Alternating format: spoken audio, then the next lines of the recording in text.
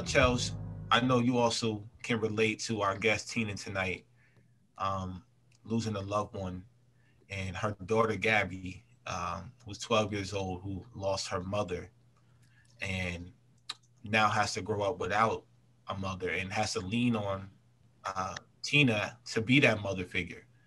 I want to know your experience in losing a mother at a young age as well.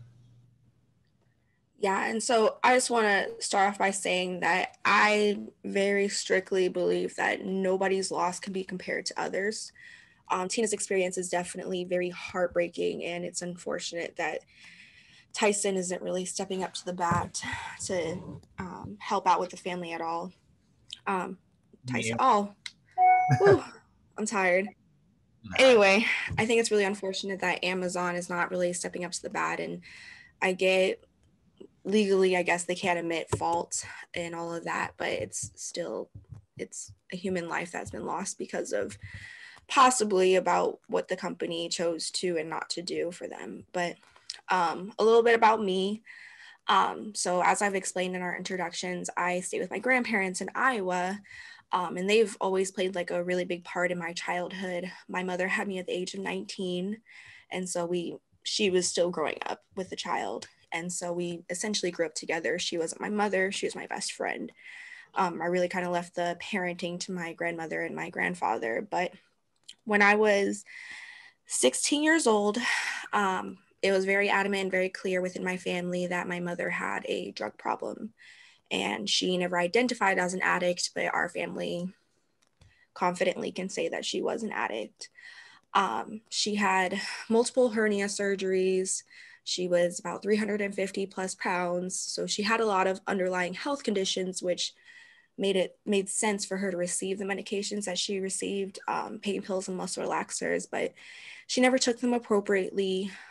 She would maybe get anywhere from like 50 to 100 pills per month of each of those drugs. And again, it was because of the things that she was going through, but she would be able to blow through the prescriptions in a week or two tops. And so there was hours of the day where she'd just be asleep in her room all day, and then she'd bounce up at like midnight and be vacuuming and cleaning the kitchen and cooking stuff that nobody was ever going to eat, because it was a really crap situation for my grandparents to see her like that. And not only does she have me as a daughter being 16, but I had an 11-year-old sister at the time too. And to this day, I don't think she has accepted our mother's death, because she was such a young age, and her situation, I can say, I feel that was a little bit more detrimental than mine was. But when I was 16 years old, I was working my very first job at McDonald's, and I actually loved it because it was my first like real life making my own money, even though it was like $200-300 a week or whatnot. And so Kobe, actually his 1 year just passed this past week. And we know a little bit about the story about that, about what happened. The reason why I bring that up is because his wife, the situation with all of that was we had no idea who died on that plane. Had no idea who the passengers were, and I believe TMZ was the first one that linked that shared that news that the Ryan family has died in a crash, and nobody knew exactly who was on the plane. And I bring that up again because I think it was his wife, Vanessa, that had said like, hey, it was my daughter and my husband, I'm fine, the rest of the family is here, etc. But she had to find out on social media. And so while I was working at McDonald's that morning, I had gotten there probably about 5 a.m. And by like 10 a.m., my phone is blowing up in my pocket. And I'm so busy that like it's not a priority for me at that time. I focused on work, I'm busy, this normal morning rush. And so my manager had received a phone call. McDonald's gets phone calls, hey, you forgot my fries and this and that. But the phone had rang, and my manager, Miss Pat, had answered the phone and kind of walked away for a minute and came back and just came up to me and was like, hey, Chelsea, you can go home. And I was very confused. I was like, oh God, like, what did I do? Like, was it like a complaint because of me? And she just explained like, oh no, you're in overtime, like we can't, how the company works. And it made a lot of sense. And so without arguing, I was like, okay, like no problem, I'll go call my grandpa and I'll go home. And so I clocked out, walked outside, was about to call my grandpa, and he was already there. And it wasn't like that abnormal because we lived like right down the street from this location. And so I'm thinking like maybe he just went through the drive-through and saw me coming out or whatever. And so I walked up to his car, got in, and I start going, like, hey, Papa. I'm like, oh my God, work was so busy. Can we go here? Because I'm really hungry and I didn't want to eat McDonald's food again today. Can we grab some food before we get back home? And he just doesn't say anything. And it's weird. My grandpa, we have a really good conversation. And so I look at him and he's just frozen. And my grandmother had really bad health issues at the time too. She had a stroke a couple of years before that and had a couple heart attacks and just kind of went through the ringer. And so I look at him and he's just frozen, cold, very pale, very white. And I freak out. I'm immediately say like, oh my God, like what happened to Mimi, my grandmother? Like, is she at the hospital? Like what happened while I was at work? And he doesn't say anything. He just waits a couple of seconds and he just looks at me and he says, Chelsea, I'm sorry, but your mom passed away last night. In his exact words. And being a 16-year-old girl and knowing my mother had those issues, it was really, really hard to digest. So I just kind of sit there and cry. He holds me, kind of let it out for a while and just lets me sit there and try to take it in. And after a few minutes, he's just like, do you still want to go get something to eat or would you like to go home? And I just told him I wanted to go home. And so we get home. He couldn't convince me to get out of the car. I think that's like a shock moment that people go through if they hear about a sudden loss in the family. They just like, what do I do next? Like, do I go inside? Do I eat? Do I go to bed? Do I call my grandpa or my other side of the family? Like, what do I do? And so I sat in the car for maybe like 2 hours just in the garage. My grandpa had gone inside and just kind of let me have some time to myself. And my best friend, Brittany, still to this day, comes over and talks me out of the car and gets me to go up to my room. In that time, my father's side of the family had came over and expressed and shared their condolences and told them how blessed that our family is. And coming from that side of the family is very Baptist Christian and have always been very outspoken about their beliefs. And so they just expressed that gratitude. And so the night goes on, Brittany has to go home and my grandpa, it's Sunday night and my grandpa is just like, hey, like, don't worry about going to school tomorrow. And I just look at him like, what do you mean? Like, of course I'm going to go to school. Again, a little bit of shock. Like, what am I supposed to do? Sit in my room all day by myself? I didn't have a car. I didn't have a license. Like, who am I going to go talk to? Who's going to call me? At that point, people were blowing up my phone saying like, oh my gosh, I'm so sorry. And to backtrack a little bit, the reason why my phone was blowing up while I was working was because my mom had gone out a day before her 36th birthday. She passed on the 19th of January. Her 36th birthday would have been the 20th, but she went to bed of the 19th and never woke up the 20th to actually take in that 36th birthday. But my phone, she was with a girlfriend of hers at the time, the night of her passing, where they were taking drugs and partying and hanging out or whatever. And she was really close to my mom, so she had my mom's passcode to her phone. And so, again, why I brought up the Bryant story was because Vanessa had to find out, unfortunately, on social media, and that could have been me. The woman my mom was spending time with had posted on her Facebook that she had died before telling the authorities, before telling my grandparents, before telling any of our family. And at that time, Facebook, you would see those chains where like there was like something crazy, and then at the very bottom of it would say something like ha, or like copy, reply, post, like whatever. And so a lot of people in that Facebook post were like, what are you talking about? Haha, like not funny, like what's going on? And she was responding on my mom's account. I felt like, no, Sheila's really dead. She died last night. The police just left, etc. And so that's how a lot of my family that were not in the area actually found out, and how my grandparents had to find out. So like, thankfully, again, my grandpa was the one to break the news to me, because I don't know what I would have done if I would have just, I don't know if I would have just pulled out my phone and lost it or walked out in shock, or what the events of that day could have led to. But thankfully, my grandpa was able to explain it to me. And so the next day rolls around and I go to school. Chelsea, I Yes. wanted to ask you a question about that. Mm-hmm. So, to this day, do a lot of people know that's like the real truth of how it got out?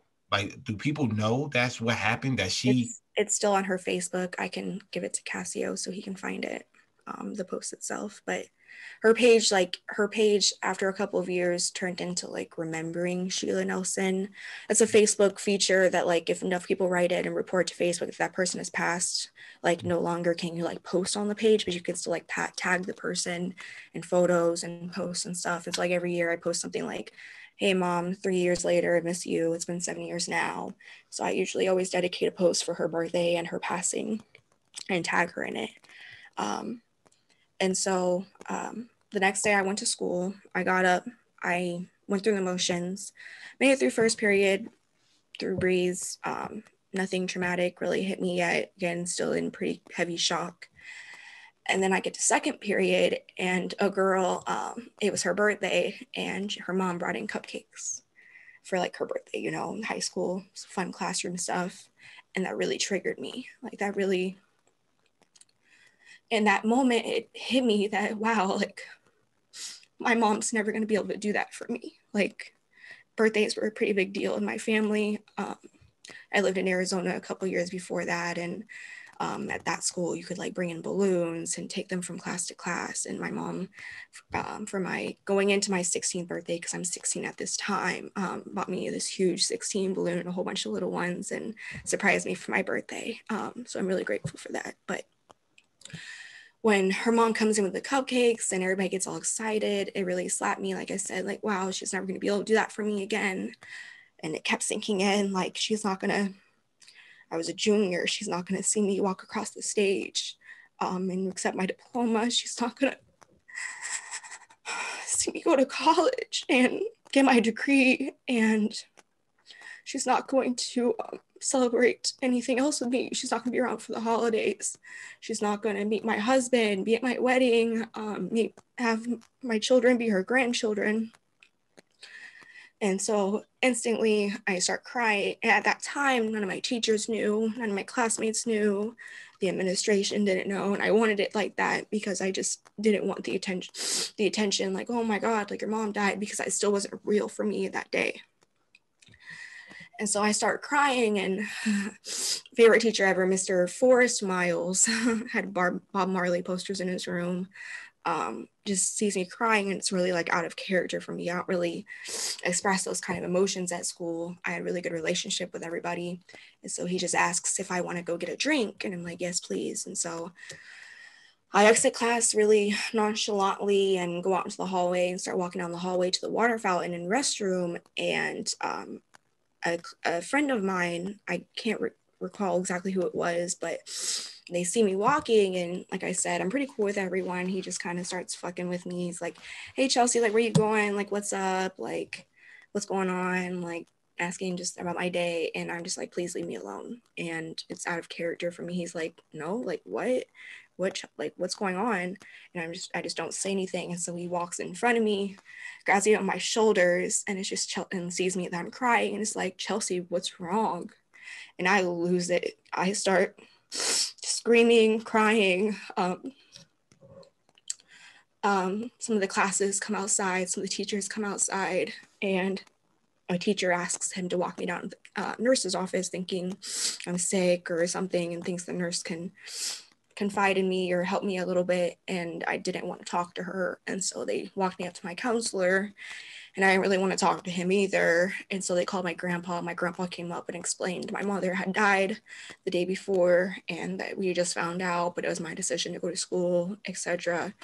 And my principal comes in, and this was like a really important moment for me because my mom, she went to that school. We went to the same high school.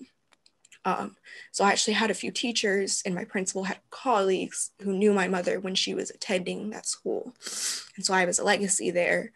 And to think of it, I was at that school twice, once in my mom's belly when she was pregnant and was unable to graduate because of her being pregnant because she dropped out, and then again for myself. And so my principal comes in and explains that, like, you shouldn't be here. Like, I know it's really tough and you don't know what to do right now, but stay home, be with your family. They excused me from school. We had state assessments, we had some finals, we had a lot of reports and papers coming up, and he just excused me from all of AB participation where he could, and basically it didn't affect my grades at all, which was really important for me because it was my junior year. I'm looking at colleges at this point. And so I go home, and that week I had to plan my mom's funeral with my grandfather and my uncle. And that was really hard because, like, I'd maybe been to one funeral before, and they were always buried, and there's always like a big service, and my mom didn't have any health insurance because she was 35. As far as like, if something happens to her, what's going to happen next? And we had no money saved up for it. It was pretty tough time, pretty tight time in my family. And so it was decided that my mom would have an open casket ceremony, but then she would be cremated. And we had to rent like a small church because we didn't think a lot of people would be there, and we couldn't afford it and all this stuff. And so my uncle had a lot to say about what should be done. And I thought that was really unfair, and got into a pretty heated argument between him and my grandfather because my family knew that she had a problem, and I don't think anything was done. And looking back, I blame myself slightly. Like, sometimes I think like I should have called her doctor and told her that she wasn't taking these medications right, and that she was abusing them, and that we would sit in the car and she'd fall asleep in a parking lot because she was so doped up, and just thinking of like, what could I have done to save her? But I've accepted that her passing has made me stronger, even though I hate it, and I wish I had her back. It was my best friend. And so her funeral, we were shook. Hundreds of people came out. We had to like open up extra doors of the funeral home because of the capacity. Like, there were just too many people. My dad and my mom were never together, but he of course was there, and he didn't know what to do, how to act. I'm the oldest in the entire family, and so he was just there and trying to be as supportive as he could. And I remember getting ready, and I remember picking out my dress and driving there with my friend and going up and seeing her, and she didn't look the same. Part of the embalming process is, of course, like, they drain all your blood and fill you up with these toxins and trying to make you look like you did when you were alive. And I couldn't even recognize her. And I'll never get that those images out of my head of comparing what she looked like the day before she died and that at that moment. And I remember standing up to speak as the first person at her funeral, besides the service pastor and all of that. And I just got up there and just said I missed her. And I couldn't say anything else. Following that, I feel that the reason why I share this is because I hope people just grow to understand that anything can happen. My mom, again, had her issues and was dealing with this for a while, but nobody really thought that it would end like this. I guess we were always kind of hopeful that she would recognize her actions and do better and become a better mom for me and my sister, but she didn't have the time to do that and wasn't instructed, I guess, well enough to do that. Didn't have enough support to do that.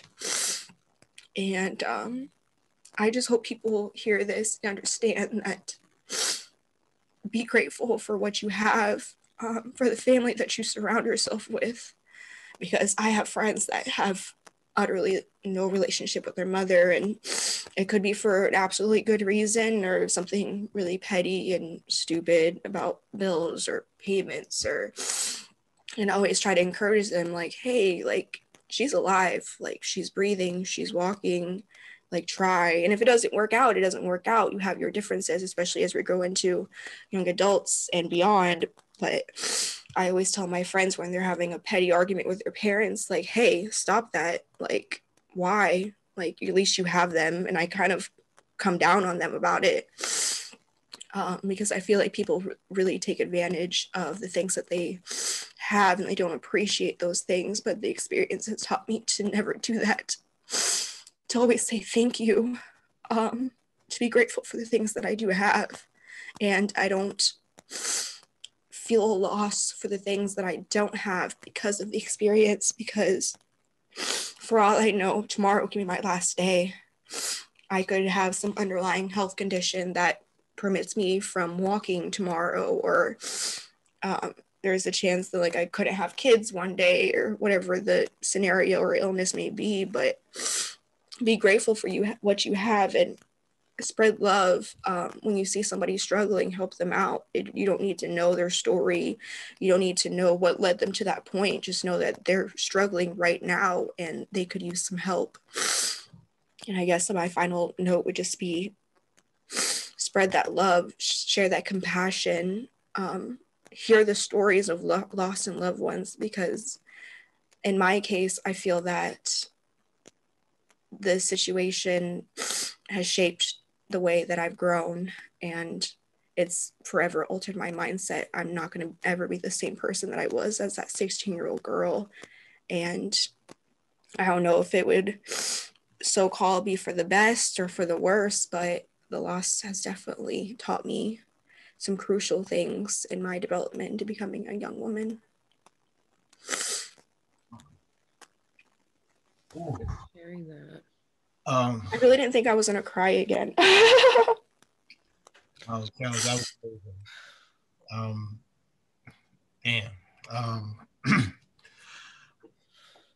Chelsea, thank you. Thank you for sharing that with us. And I know in my heart, I know your mom is very proud of you and the things you're doing. You have a career that's an amazing career. You're in the newsroom, hustling and bustling too. You're working your way up the ladder, and you already overcome so much in your life. And I know, even though it's 7 years, I know it feels like yesterday, and that's what it is. It feels like it happens over and over. And I know when I heard you, I admit, I'm gonna tell everybody, I'm gonna snitch on myself right now. The first time you posted your mother, I didn't even hesitate. Remember what I did? I text you. I said, "What's your Addie?" Mm-hmm. For people who don't know, Chris had actually sent me some flowers and some chocolate and this little teddy bear. Well, that's really sweet. Yes,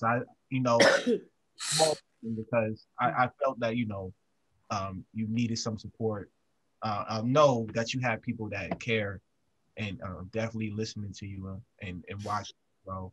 And we're here and we're family now on this show. You know that we already made our pact. I can't share our pact with y'all, but we got a pact. We ride or die, bad boys for life over here. And we love you and thank you again for sharing that with all of us.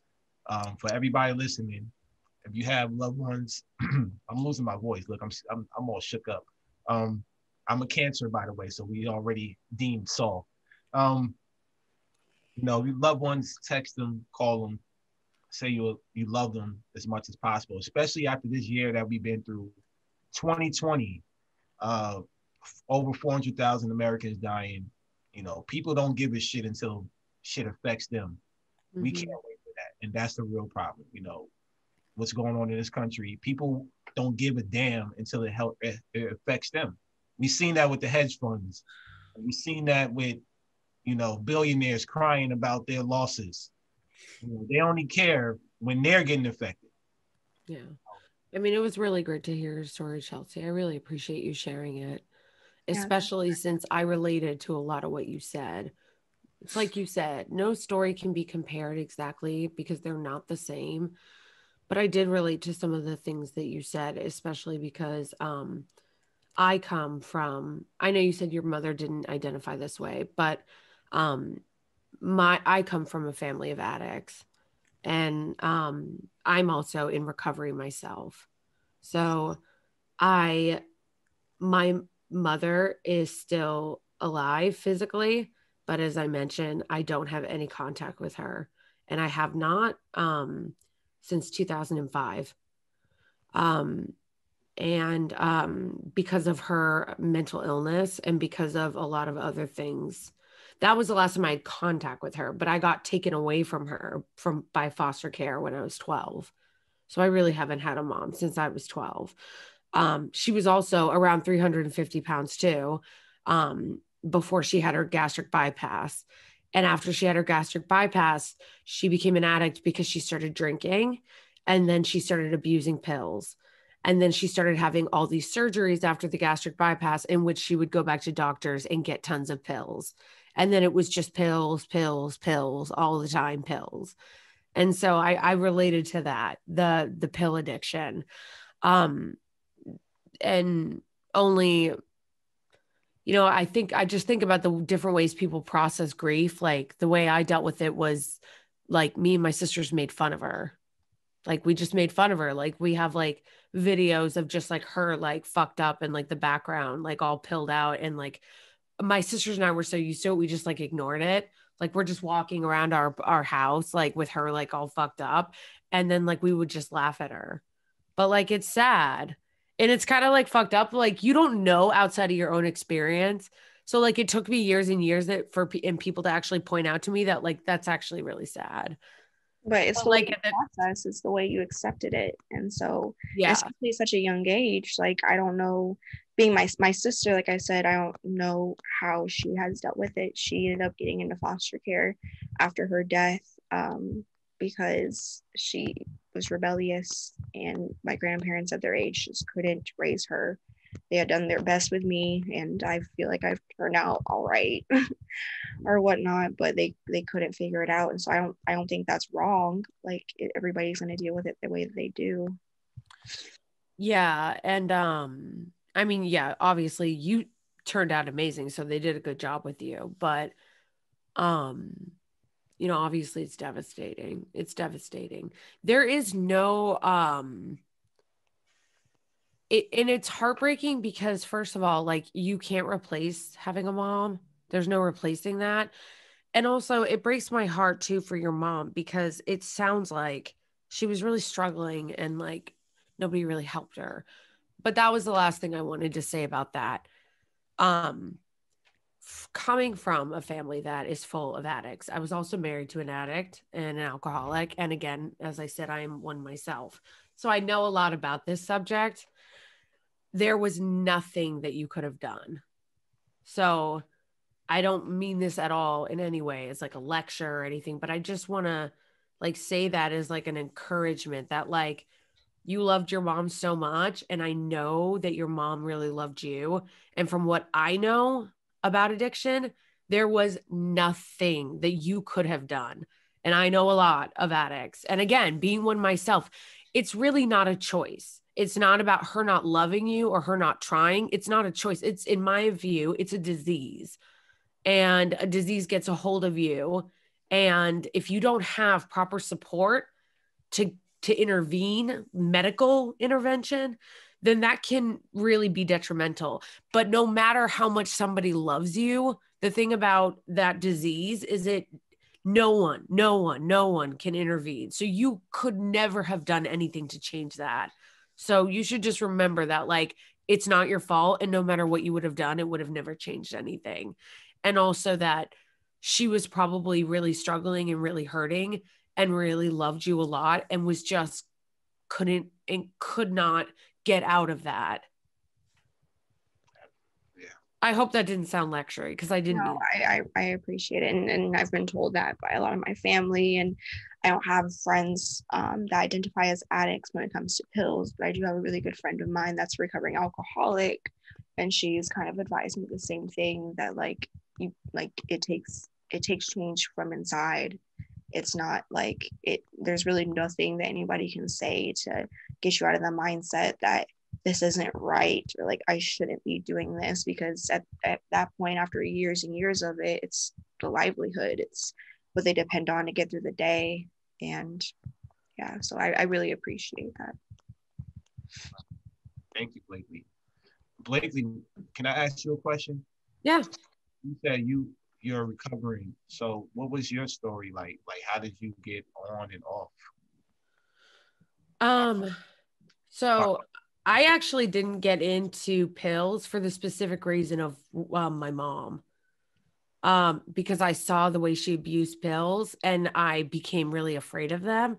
Although I guess that doesn't really make sense because my mom was also an active alcoholic and I became an alcoholic. And my dad was an alcoholic and my dad was also a drug addict too.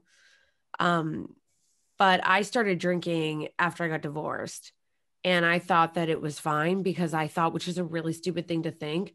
I thought that because I waited until I was 21 to start drinking, that I wouldn't become an alcoholic. Like I was like, oh, I'm not like some 15-year-old that's drinking booze out of a paper bag at Skjol. Like I'll be fine. I'm 21. That's when you're supposed to start. So I had gotten divorced. And again, I should have known better. The fact that like my dad's an alcoholic, my mom's an alcoholic, I'm Irish, like they're all drunks. Like I should have had like an idea that this might happen. But I started drinking and it was incredible how quickly it got out of control. That's the thing, is that everybody too who is an addict or an alcoholic, and they do all share things. It does not matter if you are an alcoholic or a pillhead or a heroin addict. They all share traits. They all share the traits of addiction. And one of the things, but they're also different in that some people can be like what we call like long haulers, and that they can drag their addiction out for a really long time. Like they can drag that shit out over like 40 years and be like a alcoholic who like is able to kind of keep their shit together and like hide at work and like kind of still function. Like you lose their job, but they still get drunk every night and fall asleep to Golden Girls. But like they're really dependent on alcohol. And then there are some people that they can't do that. The second they start drinking and using, they're fucking homeless. They're like, getting fired. Okay, that was me. I got out of control quickly. And the reason why I didn't think, like, I know my sister's probably going to want to hurt me for like bringing her into this, but like my sister would drink all the time and party all the time and go to after hours all the time. And she did this for years with little consequence. So I thought, which was stupid, well, my sister did it. So obviously I'm sure like that's not going to happen to me. So it was insane how quickly the shit got out of control for me. Like I went from just drinking like a couple beers here and there and just some shots and it's cool because I just moved to New York, to I was drinking, 10 shots just when I was out, tons of beer. A 6-pack became a 12-pack. A 12-pack became an 18-pack. Blacking out constantly, falling down flights of stairs, waking up in ambulances, starting fights with people I didn't know, getting the cops called because I was drinking in public. Like it was just embarrassing. Like embarrassing. Like also then I got back together with my crazy ex-husband who was also an addict and a drug addict. And then we would fight all the time. Like so embarrassing, like Eminem and Kim, white trash style, embarrassing fights, screaming, cops getting called, breaking glass. Like it was just so embarrassing. And like, it was bad. It was bad. I was getting fired from jobs because like I went into a job and she said that I smelled like vodka. And she was like, yeah, this really isn't the face that we want to present. And then it was like, and then like, so many embarrassing things. Like it's just I don't even like the list of things. Then I started getting hospitalized because I woke up one day, I'd been tied up at a hospital. They had like restraints on my hands because they said I was fighting with the nurse when the nurse was trying to get me to stop drinking. I don't remember any of that because I was blacking out all the time. So like it was bad. And this went on for years. like just years that I was drinking like this. And I had no plan to stop, because what ended up happening is that my alcoholism quickly got out of control, but it backfired in that I developed, or I guess it unleashed. I don't know. It's like a chicken and egg. I don't know if I already had this mental illness and it was just laying dormant, or I don't know if that the alcoholism like started the mental illness. I don't know. But my mom, as I mentioned, is really mentally ill. She always had OCD. She had panic disorder and all these other issues. And then once I started drinking about a year into it, I developed panic disorder and like really bad OCD. So then it just became this issue of, it was just feeding on itself. So I started getting hospitalized all the time because I would have horrible panic attacks. And not like, it always pissed me off when people be like, oh my God, I'm like having a panic attack because like they like my boss messaged me on Slack. Like, no, not that. Like I was having such horrible panic attacks that I was convinced that I was dying. Anybody that has ever had an actual panic attack, like you can't breathe. You feel like you're choking on your own tongue. You can't see. Everything gets really like blurry. And you get this overwhelming sense of fear, this like fight or flight fear that like, if you don't hurry up and get to the fucking doctor, you are going to die because you are not safe. Mm-hmm. It is a terrifying experience. And I started having them chronically. So I would get hospitalized and then I was like in the psych ward and I was like, oh, this is cool. This is dope. I'm turning into my mom in real time. So I was like, all right. So I started getting hospitalized and then I was like in the hospital constantly. And so then in order to mitigate the panic attacks, I started drinking more. So then it just became this vicious cycle of like drinking. And then I would wake up and I would have these like legendary hangovers. And then the hangovers would turn into panic attacks and I would start panicking. And so then I would drink more. And it was just this panic, drink, panic, drink, panic, drink. And I couldn't get out of it. I felt I was trapped. And it was just a lot of ugly things happened. A lot of really bad things happened. This went on for years. I eventually went to treatment. I was in treatment for almost 9 months. Then I got out. I started drinking the second I got out. I couldn't wait. I like went and bought a pack of cigarettes, bought some booze. I was like, yes, recovery. Like as soon as I got out. And then, like right after I got out, I met up with somebody I was in the treatment center with, got really fucked up with them. So fucked up that I fell down a flight of like, cement stairs and landed on my face, broke both of my front teeth off. So my 2 front teeth are fake. Broke both of my front teeth off, blood everywhere. I lived on the 3rd floor. There was fucking blood everywhere. I've never seen so much blood. I was actually glad that I was like blacked out for it because I don't like blood. Okay. So I was glad I was blacked out. So like I woke up and there was just blood everywhere, blood all over my shirt, my missing teeth. And like, I was like, had a lisp because I saw myself in the mirror and I saw the missing teeth and I was like, oh my gosh. And it was like whistling. I was like, oh my gosh. So I was like, just blood everywhere, just like blood all down the stairs up to the 3rd floor walk up. So I walk outside, I go to smoke and I'm trying to like get the syrup between like my no teeth. And I'm like, okay.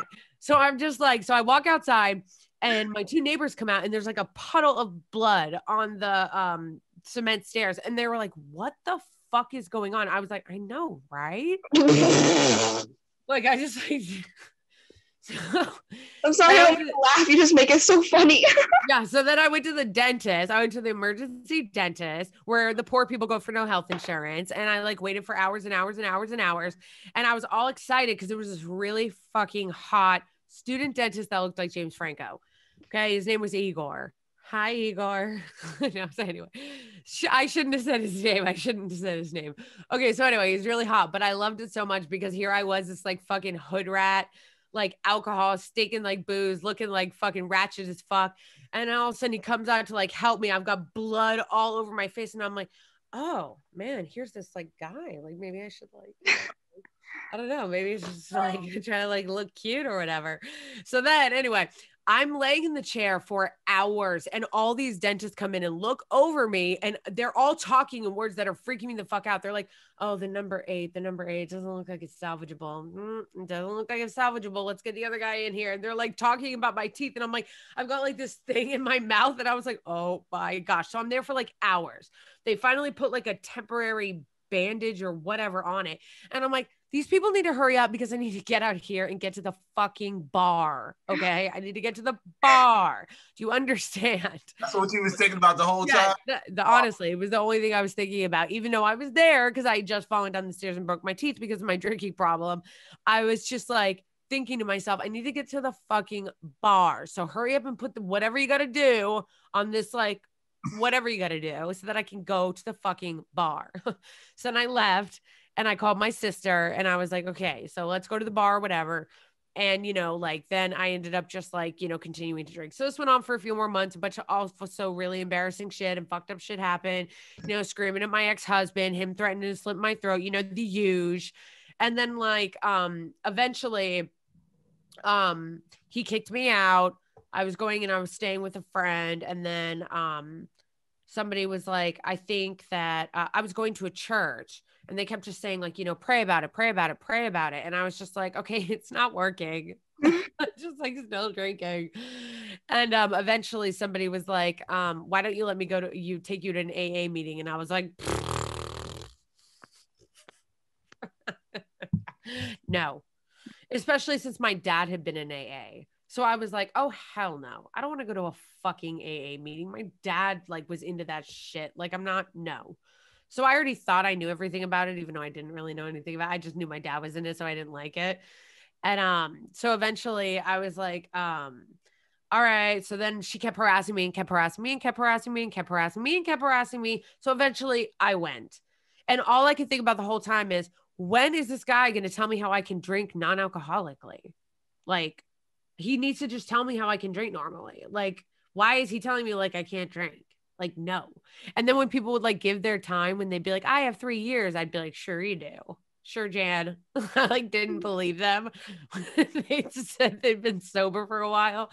So I was like, yeah, right. Yeah, sure. So anyway, yeah. So I just went and then I would leave and drink. And then people would try to talk to me, you know, and like be like, come to fellowship. And I was like, yeah, right. And then I would leave and I would drink and, you know, blow them off. And then I would go to another meeting because they would harass me. And then I would leave and drink. And basically it was just over time of going for a few months that I started actually like listening to what they were saying. And then I was like, maybe I can stop, because I'd gotten to the point where I didn't believe that I could stop. Like, I just didn't believe it. I really believed that I was incapable at that point, because like, you know, I've been sober long enough now to where now I'm like, wow, I can actually live and laugh and have live, laugh, love. I can actually like, you know, have conversations with people and, you know, do stuff like this. But there was a time that like shit was so dark. I really believed I could not function without drinking, and I didn't want to.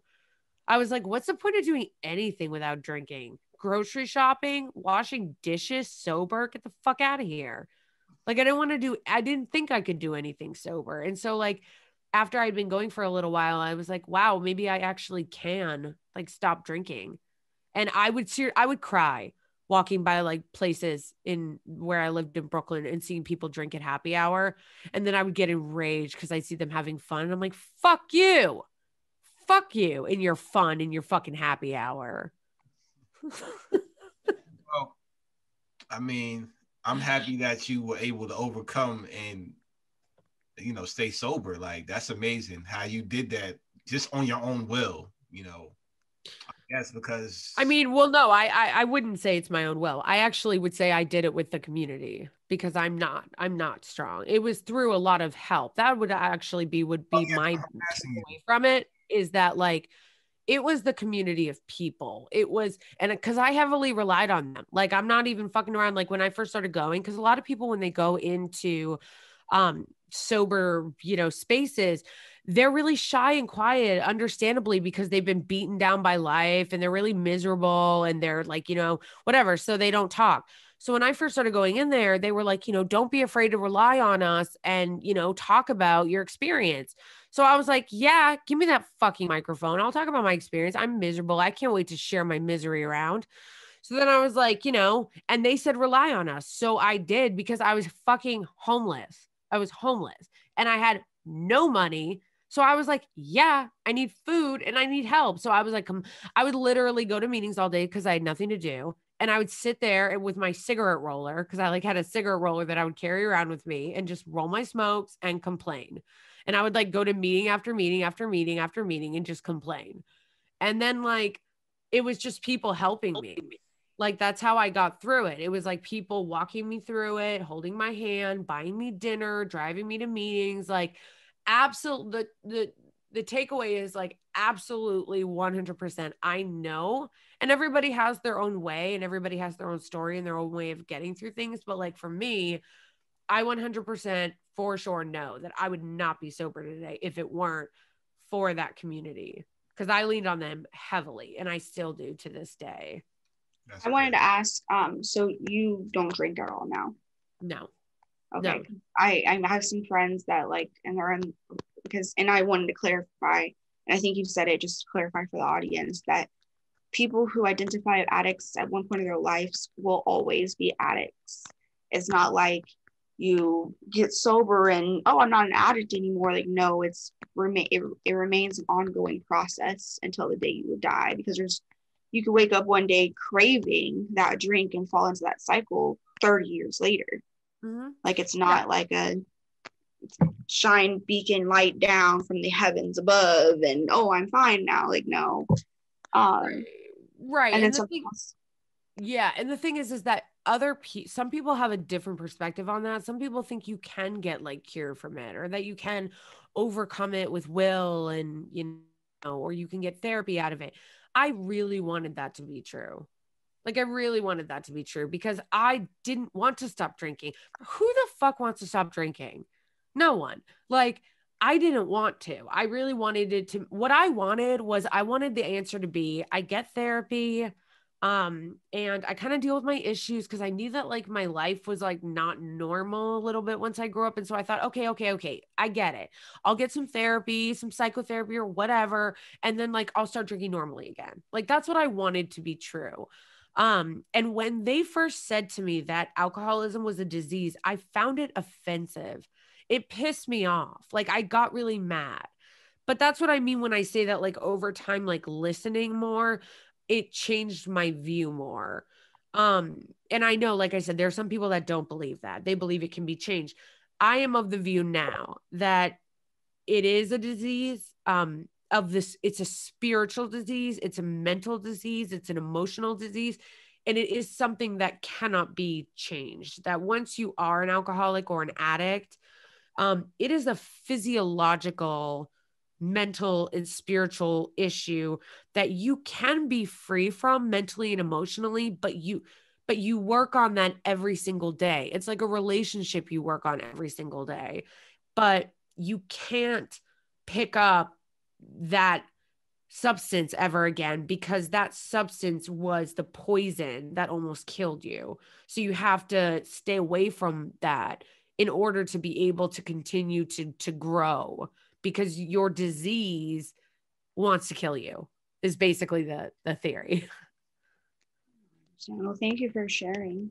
I appreciate that. And I think everybody knows someone who just, I guess, both of our predicaments, people that if it's not within themselves, that have people that have had loss, and in your situation, people who are either still recovering or looking for recovery or hopeful for some kind of recovery along the line.